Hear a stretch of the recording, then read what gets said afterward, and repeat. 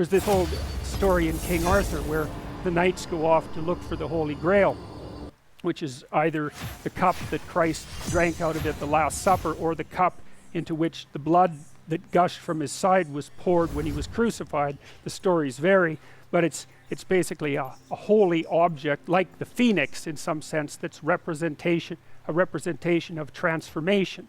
So it's an ideal, and so King Arthur's knights, who sit at a round table because they're all roughly equal, go off to find the most valuable thing, and where do you look for the most valuable thing when you don't know where it is? Well, each of the knights looks at the forest surrounding the castle and enters the forest at the point that looks darkest to him. And that's a good thing to understand, because the gateway to wisdom and the gateway to the development of personality, which is exactly the same thing, is precisely through the portal that you do not want to climb through. And the reason for that's actually quite technical.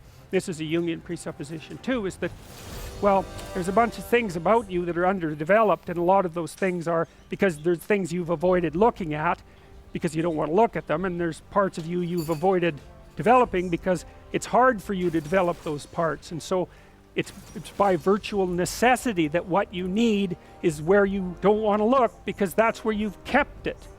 And so, and that's why there's, you know, an idiosyncratic element of it for everyone. Your particular place of enlightenment and terror is not going to be the same as yours, except that they're both places of enlightenment and terror. So they're equivalent at one level of analysis and different at another. So anyways, back to fiction and what it does, it distills truth, and it produces characters that are composites, and the more they become composites, the more they approximate a mythological character, and so they become more and more universally true and more approximating religious deities. But the problem with that is they become more and more distant from individual experience. And so with literature, there's this very tight line where you need to make the character more than merely human, but not so much of a god that, you know, one of the things that happened to Superman in the 1980s, Superman started out, he's got a heavenly set of parents, by the way, and an earthly set of parents, and he's an orphan like Harry Potter. Very common theme is that when Superman first emerged, he could only jump over buildings, you know, and maybe he could stop a locomotive. But by the time the 1980s rolled around, like, he could juggle planets and, you know, swallow hydrogen bombs, and, you know, he could do anything. Well, people stopped buying the Superman comics because how interesting is that? It's like something horrible happens and Superman deals with it. And something else horrible happens and Superman deals with it. And it's like, that's dull. He turned into such an archetype. He was basically the omniscient, omnipresent, omnipotent God, and that's no fun. It's like God wins, and then God wins again, and then again God wins, and, you know. So then they had to weaken him in different ways with kryptonite, you know. So green kryptonite kind of made him sick, and red kryptonite, I think, kind of mutated him, if I remember correctly. And anyways, they had to introduce flaws into his character so that there could be some damn plot. And that's something to think about, you know. There's a deep existential lesson in that your being is limited and flawed and fragile. You're like the genie, which is genius in the little tiny lamp, you know, this immense potential, but constrained in this tiny little living space, as Robin Williams said when he played the genie in Aladdin. But the fact that you have limitations means that the plot of your life is the overcoming of those limitations, and that if you didn't have limitations, well, there wouldn't be a plot, and maybe there would be no life. And so that's part of the reason why I'm plot archetype. He was basically the omniscient, omnipresent, omnipotent God, and that's no fun. It's like God wins, and then God wins again, and then again God wins, and, you know. So then they had to weaken him in different ways with kryptonite, you know. So green kryptonite kind of made him sick, and red kryptonite, I think, kind of mutated him, if I remember correctly. And anyways, they had to introduce flaws into his character so that there could be some damn plot. And that's something to think about, you know. There's a deep existential lesson in that your being is limited and flawed and fragile. You're like the genie, which is genius in the little tiny lamp, you know, this immense potential, but constrained in this tiny little living space, as Robin Williams said when he played the genie in Aladdin. But the fact that you have limitations means that the plot of your life is the overcoming of those limitations, and that if you didn't have limitations, well, there wouldn't be a plot, and maybe there would be no life. And so that's part of the reason why perhaps you have to accept the fact that you're flawed and insufficient, and live with it and consider it a precondition for being. It's at least a reasonable idea. So anyways, one of the main characters is the country, the known, the explored territory. We went over that a bit, and it always has two elements. I mean, your country is your greatest friend and your worst enemy, you know, because it squashes you into conformity and demands that you act in a certain manner, and reduces your individuality to that element that's tolerated by everyone else, and it constrains your potential in a single direction, and so it's really tyrannical. But at the same time, it provides you with a place to be and all of the benefits that have accrued as a result of the actions of your ancestors and all the other people that you're associated with. So there's the good tyrant, or the bad tyrant, and the good king, and those are archetypal figures, and that's because they're always true, and they're always true simultaneously, you know, which is partly why I object to the notion of the patriarchy, because it's a it's the what do you call that? It's the apprehension of a mythological trope, which is that of the evil tyrant, without any appreciation for the fact that the archetype actually has two parts, and the other part is the wise king. And you know, you can tell an evil tyrant story about culture, no problem, but it's one-sided, and that's very dangerous, because you don't want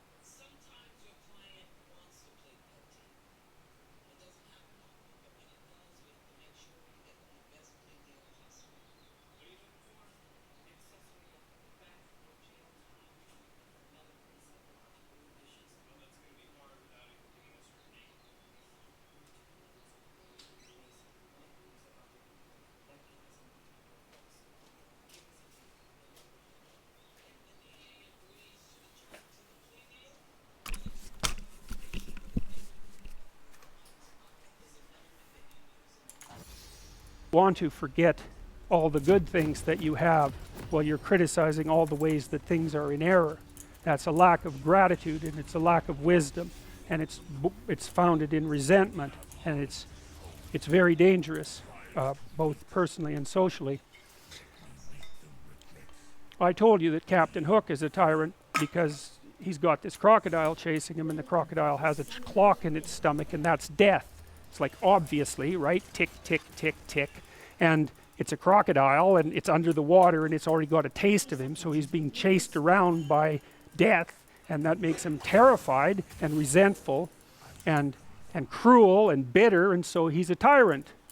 And he wants to wreak havoc everywhere. And then Peter Pan, of course, looks at Captain Hook and thinks, why the hell should I grow up and to be a tyrant and sacrifice all the potential of childhood? And the answer to that is, the potential sacrifices itself if you don't utilize it as you mature, and you just end up a 40-year-old lost boy, which is a horrifying thing to behold. It's almost as if you're the corpse of a child, the living corpse of a child, because who the hell wants a 6-year-old, 40-year-old? You're a little on the stale side by that point, and not the world's happiest individual.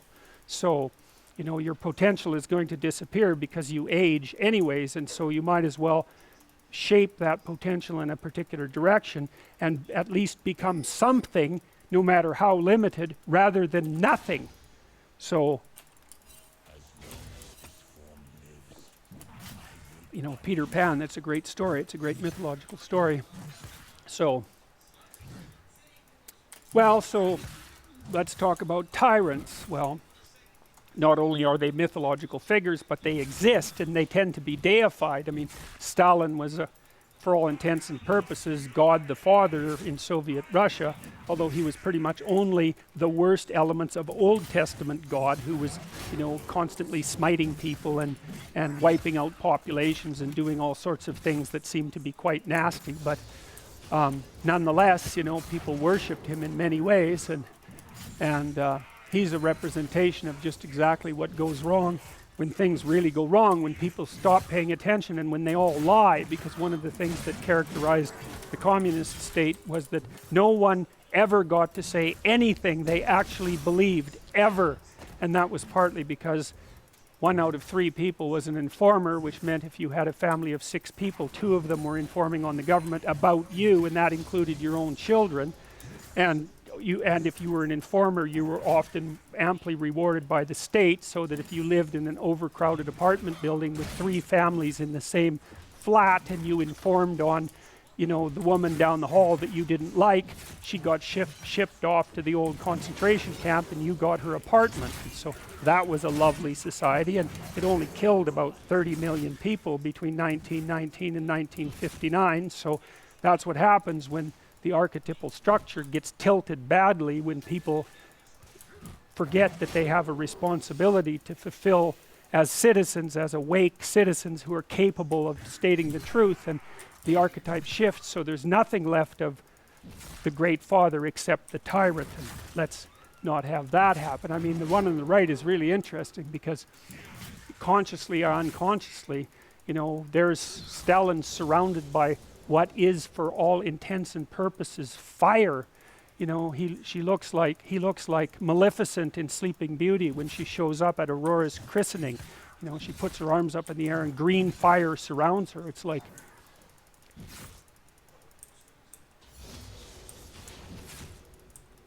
he's surrounded by fire, and there's Lenin above him, who's like king of the fiery realm, and that's for sure.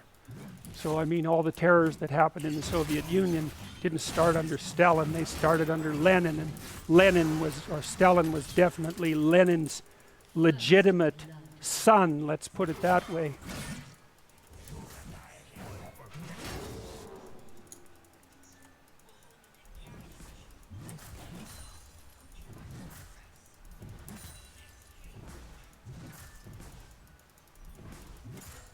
For example, you can make your anxiety work against you or for you.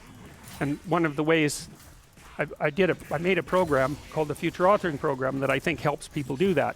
Because one of the things you see when you're talking to people and they're trying to solve problems is that they're afraid to face the problem. And so then their anxiety is working against them, and you can think about it as antagonistic to rationality. But then I could say, well, why don't you think for a while about what your life would be like if you didn't face this problem? Because if you think that through, if you have a problem and you really think through what the consequences are going to be in 3 to 5 years of not facing it, then you're going to get more afraid of not facing it than facing it. And that's great, because then your anxiety, instead of standing in front of you, instead of you having a dragon that's guarding the path in front of you, you have one chasing you down the path from behind. That's a lot more useful.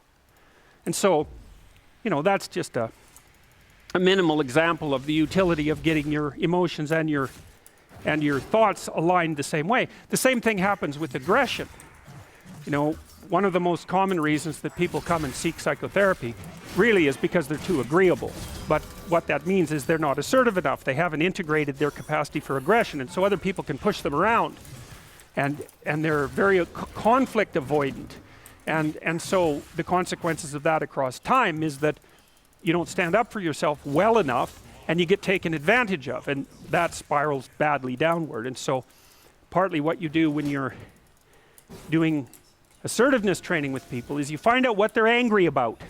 And they're usually angry if they're not assertive enough because other people are taking advantage of them, or you could say because they're not putting their own necessities forward with enough force. It's hard to distinguish between those two things.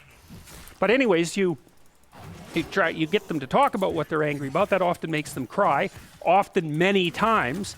And then you get them to kind of envision what they would want to have instead, which they're often afraid to do because people are afraid to think about what they want, because that makes it more clear when they're not getting it, and that's painful, right? Or maybe they're afraid of hoping, so they won't specify a clear aim. But anyways, you get them to think about what they might want instead. You get them to think about the costs of not pursuing that, and then you help them develop strategies for integrating their aggression and with their thinking so that they can come up with a plan to approach the world in a more confident way. So for example, someone might come to me and say, I'm being bullied badly at work. And so then I'll say, well, what are your options? Do you have to put up with it? Well, we'll figure that out, because maybe you do. Maybe you don't have options. But here's how to find out. Get your damn CV together so it's pristine, right? It's ready to go. Get over your fear of a new interview, because people are generally afraid of that. Get over your fear of applying for a new job. Start thinking about what it would mean to have a different job. Start thinking about what it would mean to have a better job even, because maybe your fear is just making you stuck here. But I can tell you one thing, if someone's picking on you at work and you don't have options, you lose. So you get the person to start building a strategy. It's like, okay, if you're going to tell this person to stop, you have to know how to make them stop. And the one thing you need for sure is an option. And if you don't have an option, then maybe we start thinking about the fact that you need some more training or something like that, because you cannot negotiate if you don't have any power. So, because especially if you're dealing with someone who's really out to get you or really disagreeable, if you don't have a leg to stand on, they'll just push you over, and maybe they'll jump on you too, because that's what they're like and they enjoy it anyways. So it's no joke. So you put your options behind you, and then you start to think about strategy. So I tell people, look, if you're being harassed at work, you document it every time it happens and you write it down. So you've got like 20 stories about it, and it's fully documented. And then you go confront the person at some point, but with at least 3 pieces of evidence. And you have some sense of what you tell them about what will happen if they don't stop. So you have to figure out, well, if they don't stop, what are you going to do about it? Leave? Not if you can't leave. So you have to be able to, wield a big stick and speak softly. But you see, that way that's how you take your aggression, which is an absolutely necessary part of your psyche, and manifest it up into a sophisticated means of dealing with the world. You don't just suppress it. You say, well, I should be able to put up with it, or I wish I wasn't so angry, or something. It's like, forget that. That's all that'll happen is your blood pressure will stay high and you'll die of a heart attack, because anger, for example, is a very toxic emotion, and it does cause heart damage over time. It's the only emotion that we really know that's been linked to things like cardiovascular risk. And anger is toxic, because it's like you're driving a car, you're stepping on the gas and pushing on the brake at the same time, because anger tells you to run away and to attack at the same time, because you don't know what's going to happen. And so it really amps up the physiological demand on your body. And so if including your heart and your musculature. So if you stay like that for like 10 years, you're going to age 20 years. And that's a bad plan. So you take your underground emotions and you integrate them into a sophisticated reality. Now, Jung said, so first of all, you unite your mind, your thinking, let's say, with your emotions. So that makes one thing instead of 2 fighting things. Okay, that's a good one. And then the next conjunction he talked about was, it isn't enough to unite your mind and your emotions. And he thought about that as a male-female pairing symbolically. That's how it would manifest itself sometimes in dreams. So you take the masculine element and the feminine element, the thinking and the emotion, unite those, and that makes you more like one thing. Okay, and now all of a sudden that's represented as symbolically male, that one thing. And it unites with something else that's now represented symbolically female. That's the body. So you take the mind, emotion integration and integrate that in your body. So what does that mean? You act it out instead of just thinking. So there's this philosophical idea called now I'm going to forget what it's called. It's a contradiction in action. There's actually a technical term for it. But that's when you think and believe something, but you don't act it out. And so that means there's a dissociation in you somehow between your abstract representations and what you manifest in action. Well, that's another form of discontinuity that isn't doing you any good. You know, the driver's going one way and the car's going the other, and you won't even be able to understand yourself if you do that. But even more, you're not putting your principles into practice, so you're dissociated, your being is dissociated. So once you get your mind and your emotions working together, then the next thing to do is to act that out consistently. So that was the second conjunction as far as Jung was concerned. And then the third one was, this is the tough one, and this is the one that's related to phenomenology. You erase the distinction between yourself and the world. Okay, that's a tough one. So imagine you're dealing with someone who's hoarding. Now, people who are hoarding are often older or neurologically damaged, or they have obsessive compulsive disorder. But then you walk into their house and there's like 10,000 things in their house. There's maybe 100 boxes, and you open up a box, and in the box there's some pens and some old passports and some checks and their collection of silver dollars and some hypodermic needles and some dust and, you know, a dead mouse, and there's boxes and boxes and boxes like that in the house. It's absolute chaos in there. Absolute chaos, not order, chaos. And then you think, is that their house, or is that their being? Is that their mind? And the answer is, there's no difference. There's no difference. So, you know, I could say, well, if you want to organize your psyche, you could start by organizing your room. If that would be easier, because maybe you're a more concrete person and you need something concrete to do. So you go clean up under your bed, and you make your bed, and you organize the papers on your desk, and you think, well, just exactly what are you organizing? Are you organizing the objective world, or are you objecting your field, or are you organizing your field of being, like your field of total experience? And Jung believed that, and I think there's a Buddhist doctrine that's sort of nested in there, that at the highest level of psychological integration, there's no difference between you and what you experience. Now you think, well, I can't control everything I experience, but that's no objection, because you can't control yourself anyway. So the mere fact that you can't extend control over everything you experience is no argument against the idea that you should still treat that as an extension of yourself. So you could say, well, let's say you have a long-standing feud with your brother. Well, is that a psychological problem? Is that him? Is it a problem in the objective world, or is it a problem in your field of being? And it's very useful to think that way, because you might ask, what could you do to improve yourself? Well, let's step one step backwards. The first question might be, why should you even bother improving yourself? And I think the answer to that is something like, so you don't suffer any more stupidly than you have to. And maybe so others don't have to either. It's something like that. You know, like there's a real injunction at the bottom of it. It's not some casual self-help doctrine. It's that if you don't organize yourself properly, you'll pay for it, and in a big way, and so will the people around you. Now, and you could say, well, I don't care about that, but that's actually not true. You actually do care about that, because if you're in pain, you will care about it.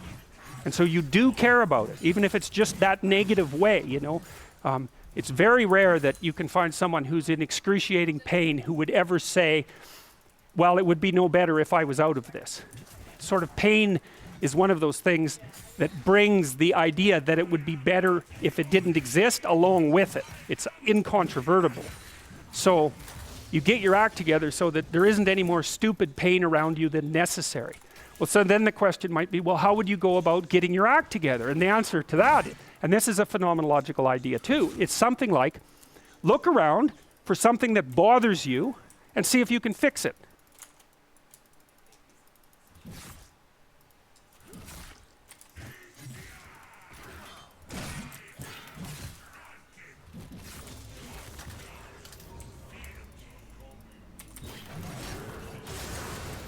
And you know, people are very, very, very, very tough. And it turns out that if you face things,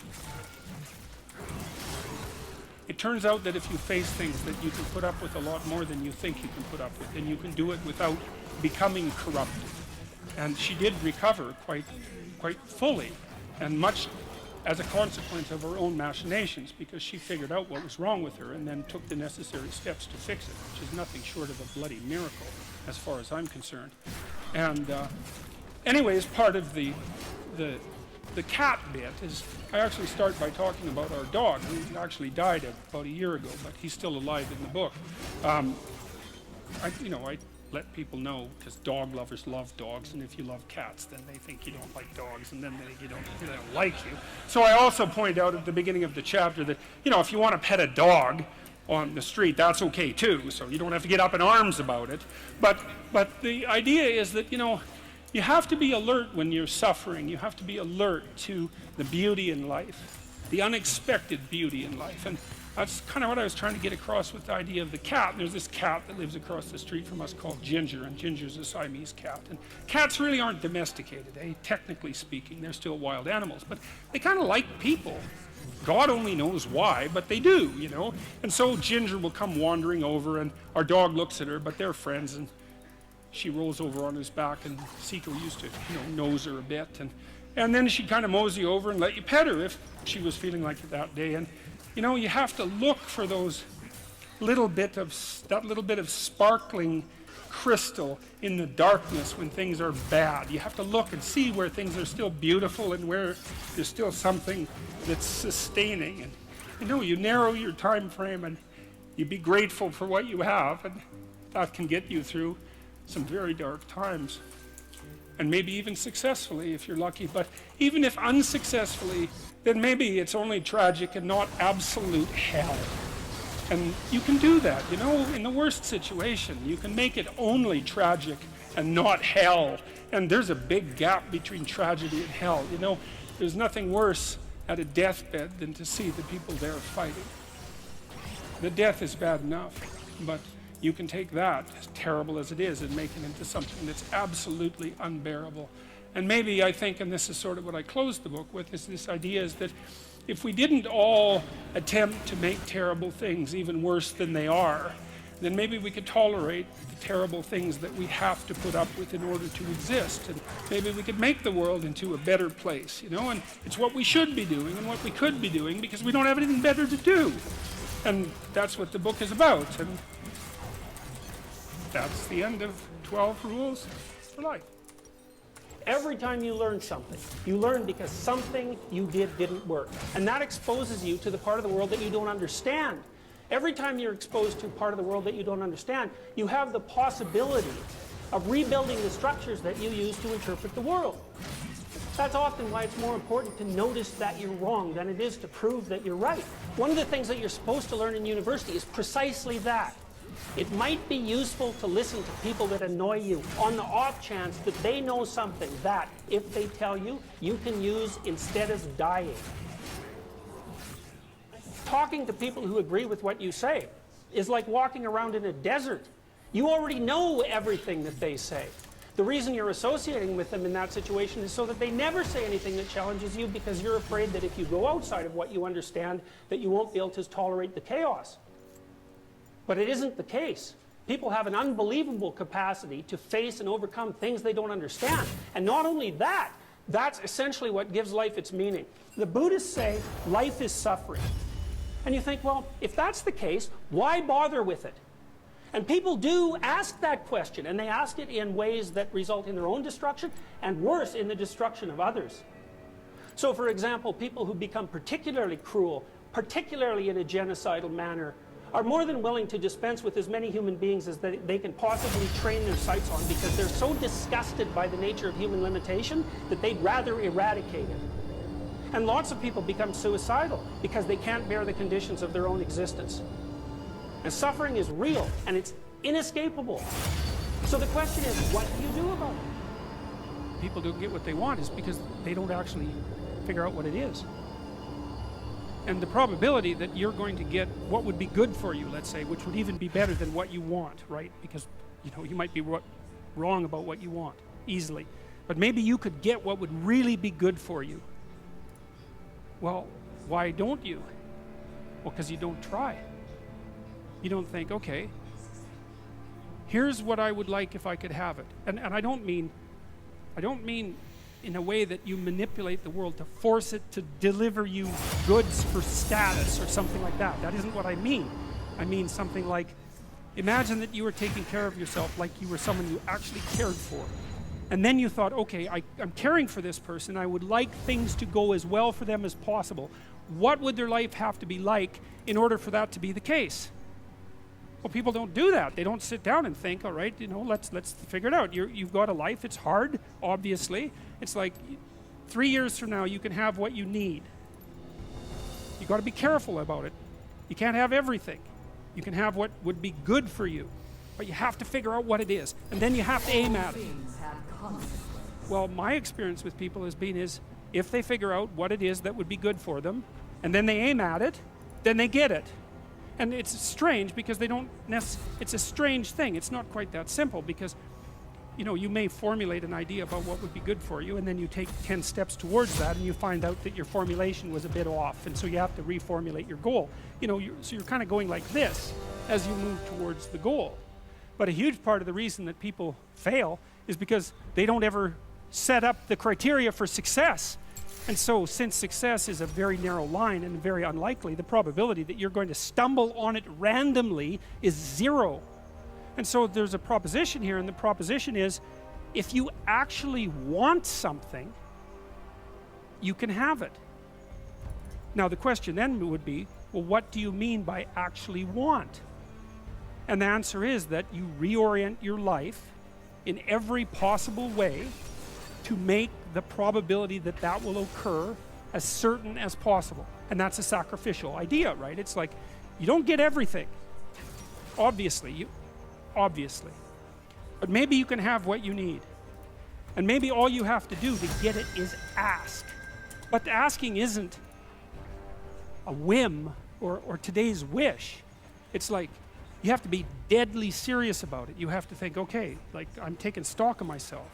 And if I was going to live properly in the world, and I was going to set myself up such that being would justify itself in my estimation, and I don't mean as a harsh judge, exactly what is it that I would aim at? Sit on your bed one day and ask yourself, what remarkably stupid things am I doing on a regular basis to absolutely screw up my life? And if you actually ask that question, but you have to want to know the answer, right? Because that's actually what asking the question means. It doesn't mean just mouthing the words. It means you have to decide that you want to know. You'll figure that's out so fast it'll make your hair curl. It's not an accident that the axiomatic Western individual is someone who was unfairly nailed to a cross and tortured. It's like, yes, right, exactly. So what do you do about that? Well, I thought about that for a long time too. It's like, well, you don't get together in a damn mob, because all that does is allow you to be as horrible as you could possibly imagine and suffer from none of the consequences. That's a bad idea. So how about we don't do that? Well, there's a deep idea in the West too. It's like, pick up your damn suffering and bear it and try to be a good person so you don't make it worse. Well, that's a truth. You know, I read a lot about the terrible things that people have done to each other. You just cannot even imagine it. It's so awful. So you don't want to be someone like that. Now, do you have a reason to be? Yes.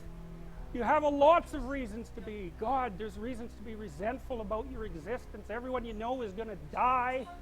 You know, you too. And there's going to be a fair bit of pain along the way, and lots of it's going to be unfair. It's like, yeah, no wonder you're resentful. It's like, act it out and see what happens. You make everything you're complaining about infinitely worse. There's this idea that hell is a bottomless pit, and that's because no matter how bad it is, some stupid son of a bitch like you could figure out a way to make it a lot worse. So you think, well, what do you do about that? Well, you accept it. That's what life is like. It's suffering. That's what the religious people have always said. Life is suffering. Yes. Well, who wants to admit that? Well, just think about it.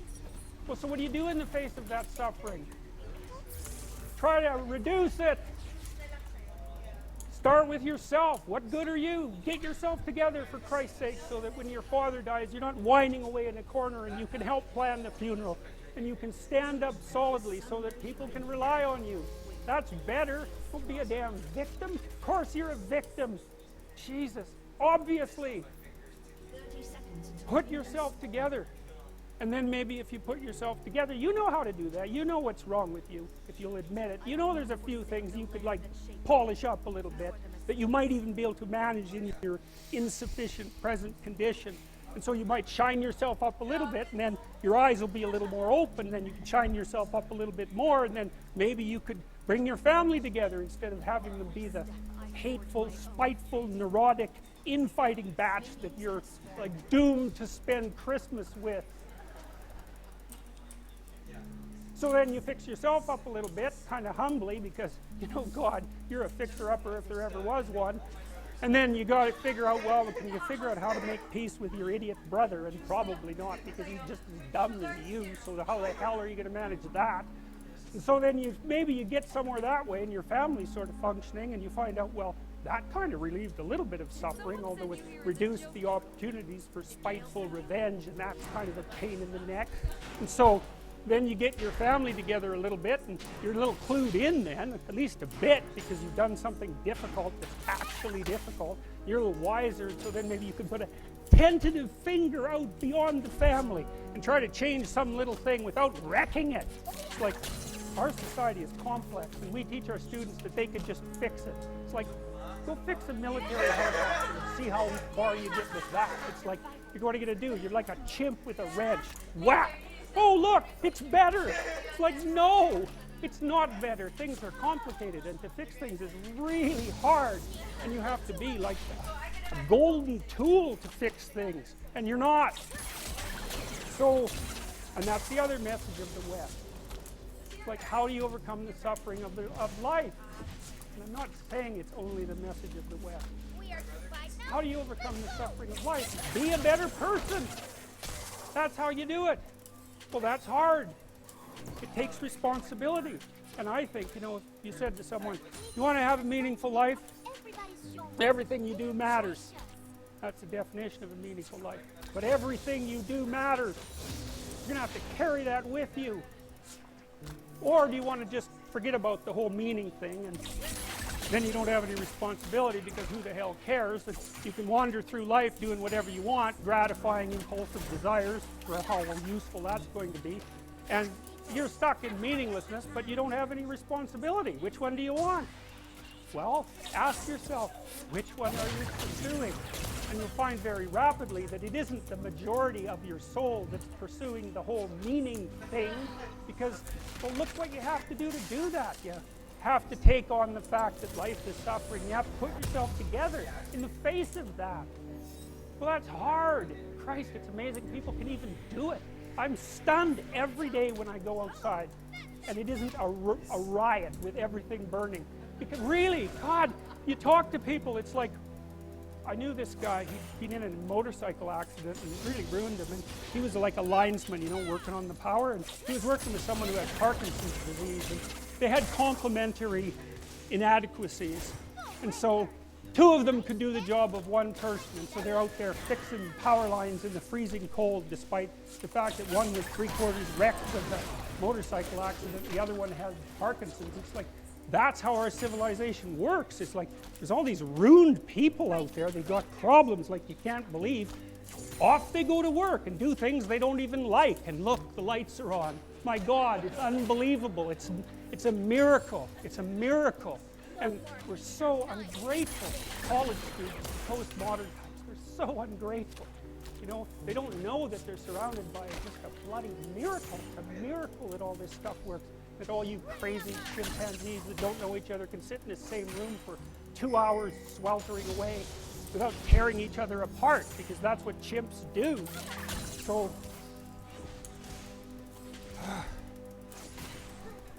anyways, so what happened? Well, I made some videos and I got to the bottom of some things, at least as far as I could tell, so I told you what the bottom is, and then I got this idea about what you might do about it, which isn't my idea. It's not my idea. It's an old idea. It's far older than Christianity. It's old. It's the oldest story of mankind. Get yourself together. Transcend your suffering. See if you can be some kind of hero. make the suffering in the world less. Well, that's the way forward, as far as I can tell, if there is any way forward. Final rule. It's called pet a cat when you encounter one on the street. And it's the most personal chapter in the book. It's a lot about my daughter. And my daughter was very ill when she was a kid, but particularly when she was a teenager. She had a very terrible time of it. She had juvenile rheumatoid arthritis, and when she was between the ages of 14 and 16, it first destroyed her hip, which had to be replaced, and then it destroyed the ankle on her other leg, which had to be replaced. And she walked around for 2 years on broken legs, and she was taking massive doses of opiates and could hardly stay awake. And she had this advanced autoimmune disease, which produced all sorts of other symptoms that were just as bad as the joint degeneration, but which are harder to describe. And so it was just bloody brutal.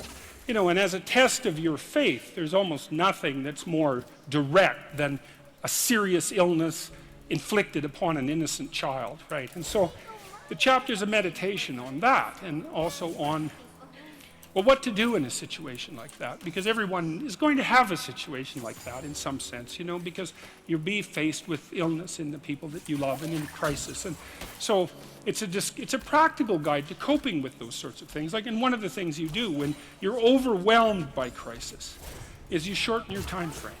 You know, it's like you can't think about next month. Maybe you can't even bloody well think about next week, or maybe not even tomorrow.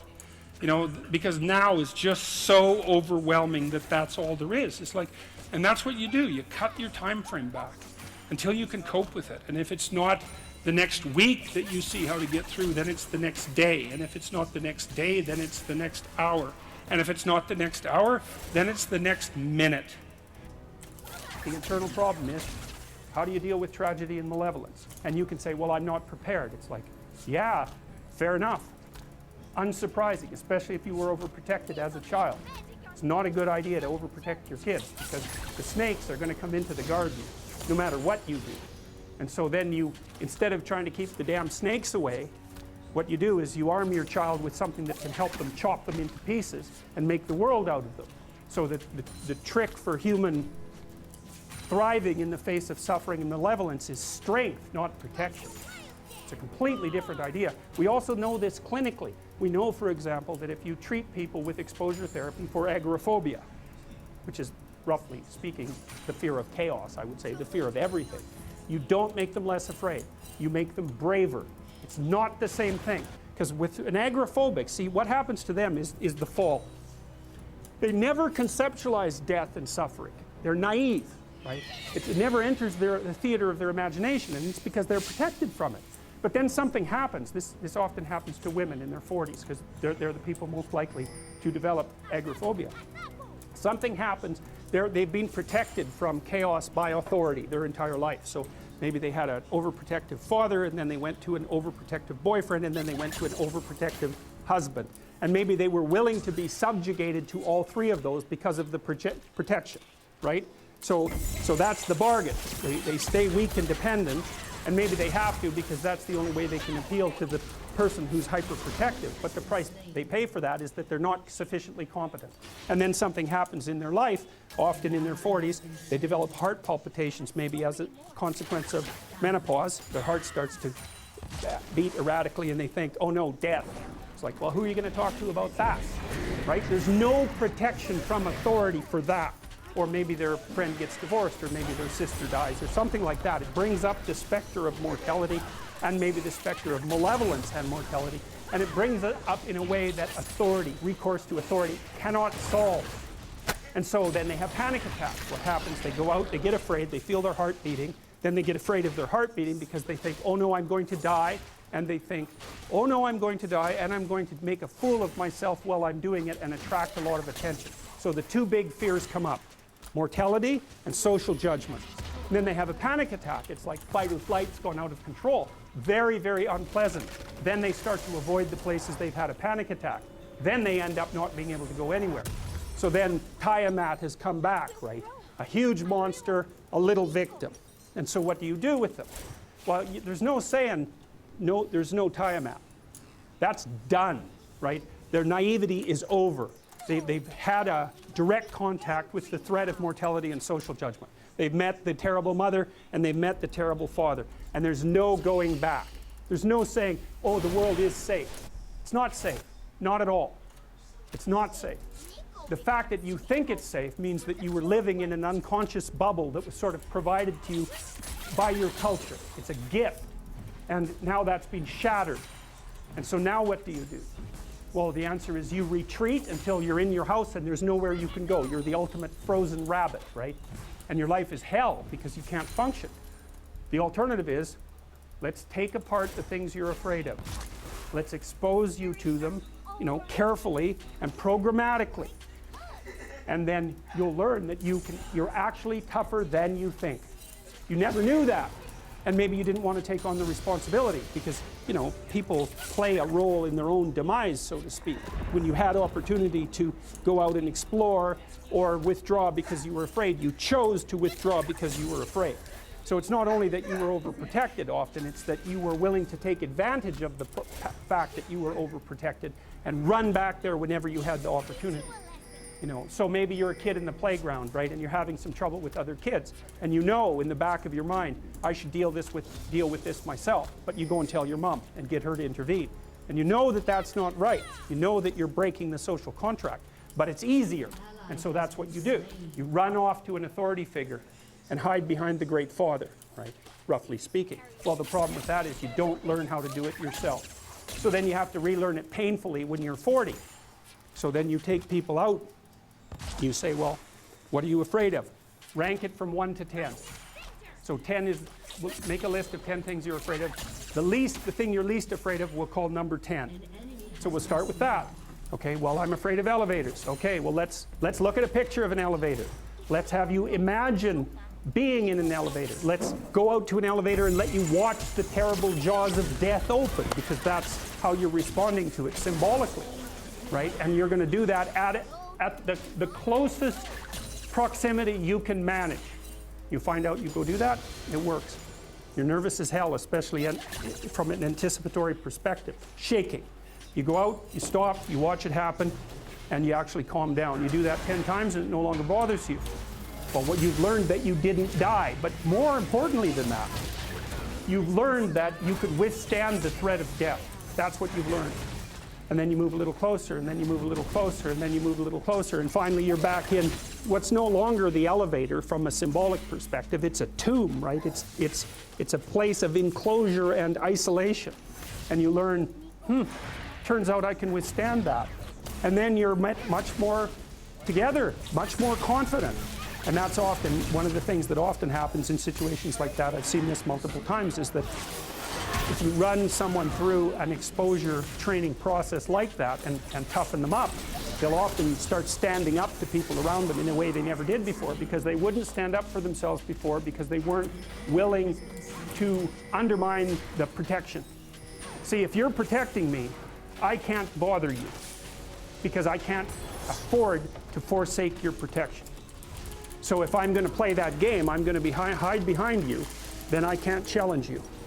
So that's no good, because that's sometimes why people, you see this with guys very frequently, they're still deathly afraid of their father's judgment when they're in their 30s or 40s. It's like, well, why? No, because they still want to believe that there's someone out there that knows. And so they're willing to accept the subjugation because it doesn't force them to challenge the idea that there's someone out there that knows. Because that's the advantage of having your father as a judge, right? Because he knows. Well, what if he doesn't? What if no one knows any better than you? Well, that's a rough thing. You don't, until you realize that, you're not an adult, right? That's really technically the point of realization of adulthood, is that no one actually knows what you should do more than you do. I mean, it's a horrible realization, because what the hell do you know?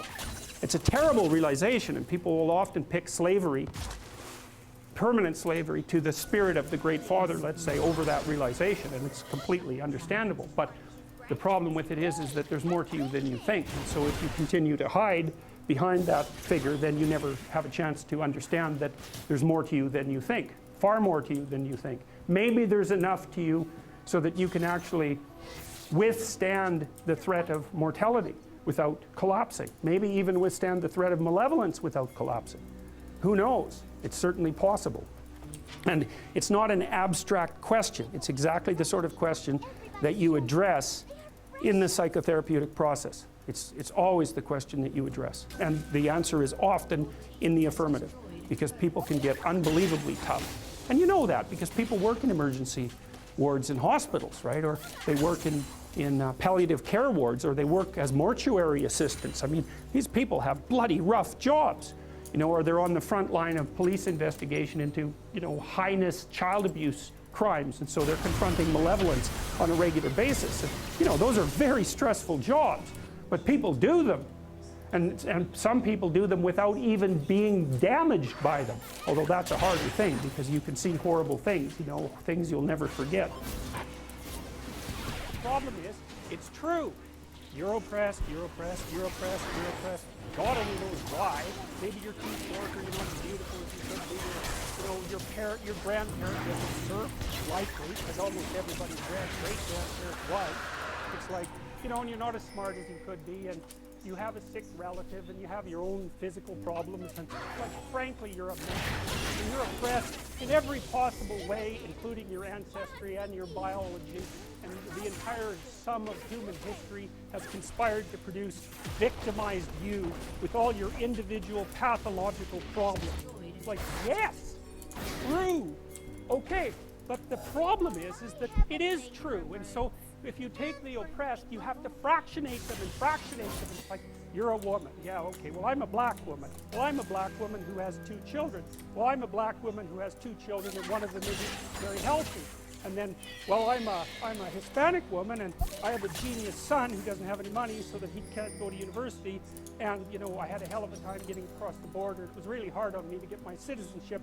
My husband is an alcoholic brute. It's like, well, yeah, that sucks too. And so, well, so let's fix all your oppression, and we'll take every single thing into account, and then we'll fix yours too. We'll take every single thing into account. It's like, no, you won't, because you can't. You can't. It is technically impossible. First of all, you can't even list all the ways that you're oppressed. Second, how are you going to weight them? Third, who's going to decide? And that's the bloody thing.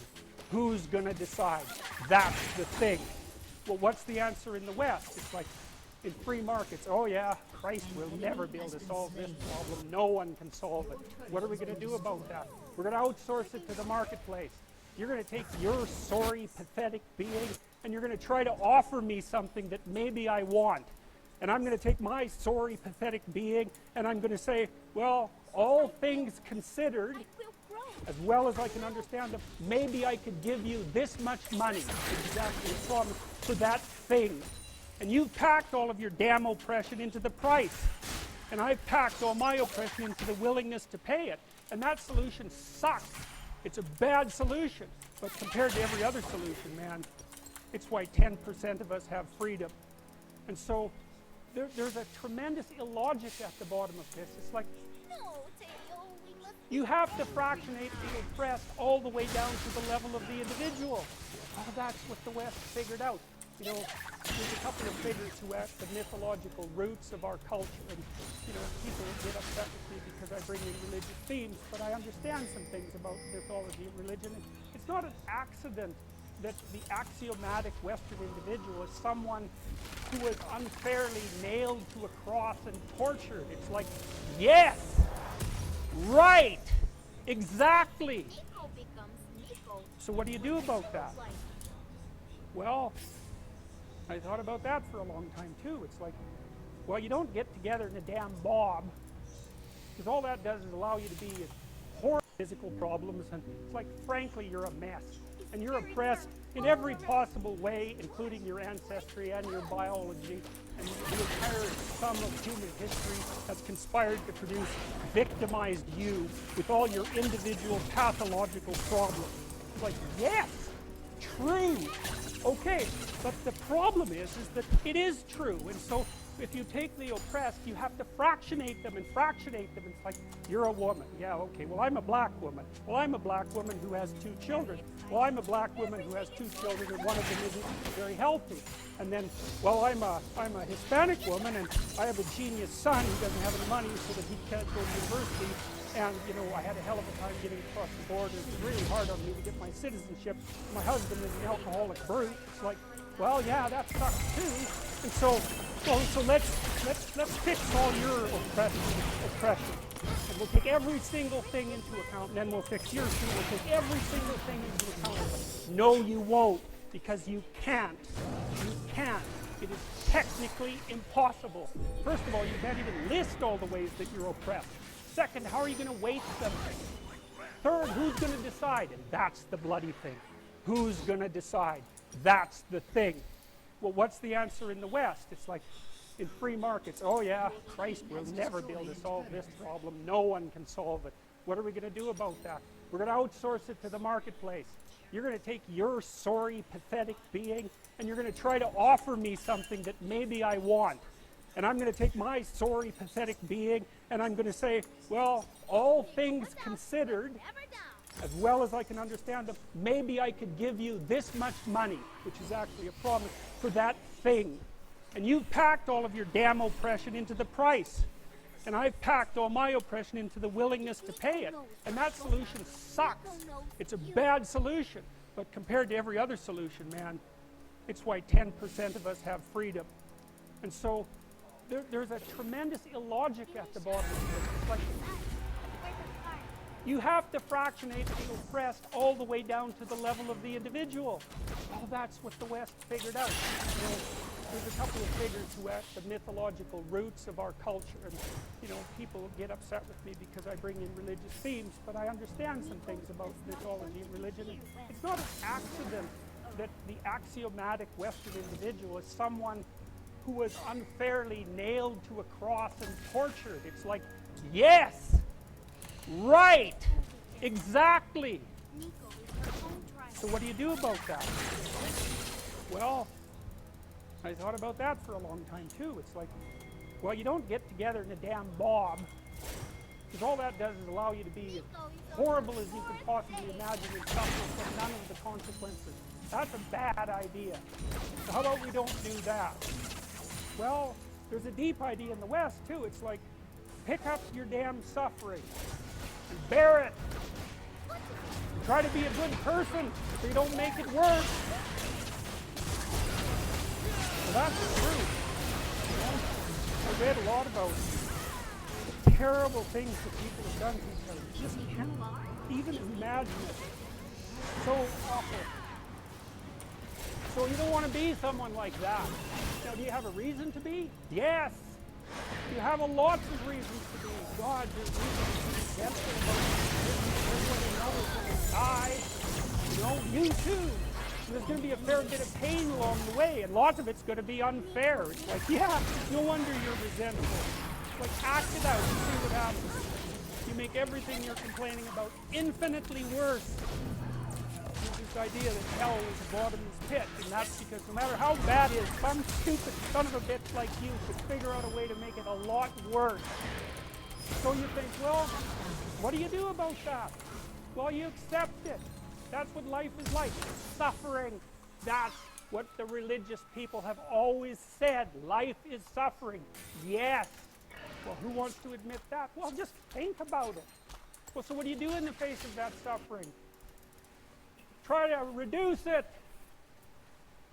Start with yourself. What good are you? Get yourself together for Christ's sake, so that when your father dies, you're not whining away in a corner, and you can help plan the funeral, and you can stand up solidly so that people can rely on you. That's better. Don't be a damn victim. Of course you're a victim. Jesus. Obviously. Put yourself together. And then maybe if you put yourself together, you know how to do that. You know what's wrong with you, if you'll admit it. You know there's a few things you could like polish up a little bit, that you might even be able to manage in your insufficient present condition. And so you might shine yourself up a little bit, and then your eyes will be a little more open, then you can shine yourself up a little bit more, and then maybe you could bring your family together instead of having them be the hateful, spiteful, neurotic, infighting batch that you're like doomed to spend Christmas with. So then you fix yourself up a little bit, kind of humbly, because, oh God, you're a fixer-upper if there ever was one. And then you got to figure out, well, if you figure out how to make peace with your idiot brother, it's probably not dumb as you. So how the hell are you going to manage that? And so then maybe you get somewhere that way, and your family's sort of functioning, and you find out, well, that kind of relieves a little bit of suffering, although it's reduced to all fight for revenge, and that's kind of a pain in the neck. And so then you get your family together a little bit, and you're a little clued in then, at least a bit, because you've done something difficult that's actually difficult. You're a little wiser, and so then maybe you could put a tentative finger out beyond the family and try to change some little thing without wrecking it. It's like our society is complex, and we teach our students that they could just fix it. It's like, go fix a military helicopter and see how far you get with that. It's like, what are you going to do? You're like a chimp with a red. Whack! Oh, look, it's better. It's like, no, it's not better. Things are complicated, and to fix things is really hard. And you have to be like a golden tool to fix things, and you're not. So, and that's the other message of the West. Like, how do you overcome the suffering of life? I'm not saying only the message of the West. How do you overcome the suffering of life? Be a better person. That's how you do it. So that's hard. It takes responsibility. And I think, if you said to someone, you want to have a meaningful life? Everything you do matters. That's the definition of a meaningful life. But everything you do matters. You're going to have to carry that with you. Or do you want to just forget about the whole meaning thing, and then you don't have any responsibility, because who the hell cares? And you can wander through life doing whatever you want, gratifying impulsive desires for how useful that's going to be. And you're stuck in meaninglessness, but you don't have any responsibility. Which one do you want? Well, ask yourself, which one are you pursuing? And you'll find very rapidly that it isn't the majority of your soul that's pursuing the whole meaning thing. Because, well, look what you have to do that. You have to take on the fact that life is suffering. You have to put yourself together in the face of that. Well, that's hard. Christ, it's amazing people can even do it. I'm stunned every day when I go outside, and it isn't a riot with everything burning. Because really, God, you talk to people, it's like, I knew this guy, he'd been in a motorcycle accident, and it really ruined him. And he was like a linesman working on the tower, and he was working with someone who had Parkinson's disease. And they had complementary inadequacies. And so two of them could do the job of one person. And so they're out there fixing power lines in the freezing cold, despite the fact that one was 3/4 wrecked with a motorcycle accident, the other one had Parkinson's. It's like, that's how our civilization works. It's like, there's all these ruined people out there. They've got problems like you can't believe. Off they go to work and do things they don't even like. And look, the lights are on. My God, it's unbelievable. It's a miracle. It's a miracle. And so grateful. College students, postmodern students, they don't know that they're surrounded by a bloody miracle. It's a miracle that all this stuff works. That all you crazy chimpanzees that don't know each other can sit in the same room for 2 hours sweltering away without tearing each other apart, because that's what chimps do. So,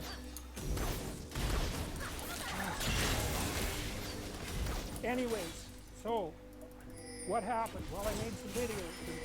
I got to the bottom of this thing. I got this idea about what you might do about it, which isn't my idea. It's not my idea. It's an old idea. Far older than Christianity. It's old. It's the oldest story of mankind. Get yourself together. Transcend your suffering. See if you can be some kind of hero. Make the suffering in the world less. Well, that's the way forward, as far as I can tell, if there is any way forward. When I was 25 or so, I probably weighed about 138 pounds. I smoked like a pack of cigarettes a day. I drank tremendous amount of alcohol. I was from northern Alberta, this rough little town up in northern Alberta called Fairview, and there were long winters there, and my friends were heavy drinkers, and most of them dropped out of school by the time they were 15 or 16, went off to work on oil rigs, and it was a rough town, and we drank a lot. I started when I was 14, and so I had a lot of bad habits, let's say, and things that were, and I wasn't in great shape physically, and I was also still intellectually obsessed by, as I am now. And so that would have been in 85. But I decided around then, about 85, 84, something like that, maybe a little earlier, that I was really going to try to get my act together. And so I started doing that. First of all, I quit smoking. Well, that took a long time because I eventually had to quit drinking too in order to quit smoking. And I started working out, started playing sports, which I'd never done. I was a small kid. I'd been skipped a grade, and I was small for my age, so sports were never, especially team sports, were never really a domain of expertise for me. Although I skied and went trapping with my dad, and went, cross-country skiing and camping and all that. So, but when I went to graduate school, I started swimming. The first physical exercise routine I did, I enrolled in a swimsercise course, I think it was called. So it was me and this like really overweight kid, and like these 60-year-old women and men, they could out-exercise me like mad. It was really embarrassing. Me and the overweight kid, we'd be just panting ourselves 3/4 to death at the end of the bloody workout, and these 60-year-old women who weren't in great shape were like, chatting away as if nothing was going on at all in the pool. So that was quite embarrassing, as was going to weight room, because when I started I could barely bench press 75 pounds, and people used to keep coming over and helping me, which was the last thing I bloody well wanted, but certainly needed. And I got to the point where I could bench press 225 pounds. I think that was the best I did, and I gained about 30 pounds of muscle in a year and a half. So that was a good thing. So I was kind of a wild man, and I'm a little bit manic in my temperament. So I was kind of going every direction at the same time. So, and I don't regret that. I had a fine time when I was a kid, but I needed really to get disciplined, and I had to do it because I was working on these hard problems that that I've been discussing with all of you, and I've been working on them really, obsessively since I was probably about 18, maybe even earlier than that. Got to the point around 25 when I was in graduate school trying to get my PhD, so doing all my research. Like I published 15 papers by the time I graduated with my PhD, which is I think by a fairly large measure the most papers that any graduate student at that time had ever published at McGill. I think that's right. It might have been twice as many, or maybe twice as many, maybe even 3 times as many. And at the same time I wrote Maps of Meaning, which was a terribly difficult thing to do, because I was writing about 3 hours a day doing that, and I couldn't do all that and continue with my misbehavior, my sort of, what would you say, my hedonistic, my massive hedonistic consumption of alcohol and all of that. I just couldn't keep it up, and also work seriously on the issues that were at hand. So, I had to stop. That's a sacrifice. I had to stop messing about and straighten myself out. I got married. Well, the woman who's my wife, Tammy, who I've known since she was 8 years old, she lived across the street from me in this little town called Fairview, and I was in love with her like the first time I saw her, which is quite a bloody thing. So that's worked out pretty well for me. But she came to live with me about the same time, and we decided jointly to get our act together, and we swore that we'd tell each other the truth, which I think she's actually done better than me. Like, I don't think she's lied to me ever in our entire marriage, which is unbelievable. It's been so useful because I can really tell her things and we can really talk. So I tell you, if you want to have a good relationship, man, you embed it in the truth, because if you don't embed it in the truth, you don't have a relationship. It's just lies. It's a tissue of lies, and it will dissolve in the chaos as soon as the crisis comes along. So the truth is a terrible thing, but not compared to falsehood. So the advice for students here? Yeah, read great books. Really, man. You've got this 4-year period that has been carved out of your life by society. It's given you an identity, like a high-quality identity, and freedom at the same time. And you're not going to get that again in your life. You've got a respectable identity, university student, and complete freedom associated with that, or as near as you ever can get. And you've got these unbelievable libraries that are full of the writings of people who are intelligent and articulate beyond comprehension. And and you can go there and you can learn all this. And you might think, well, why should you learn it? Well, you learn it to get a job, or you learn it to get good grades, or you learn it to get a degree. And that's all nonsense. It's nonsense. The reason that you come to university to begin with is because there's nothing more powerful than someone who is articulate and who can think and speak. Power. And I mean power of the best sort. It's authority and influence and respectability and competence. And so you come to university to craft your highest skill. And your highest skill is to be found in articulated speech. And if you're a master at formulating your arguments, you win everything. And better than that, when you win everything, everyone around you wins too. Because to transform yourself into, let's consider your transformation to something approximating the logos. It means you shine a light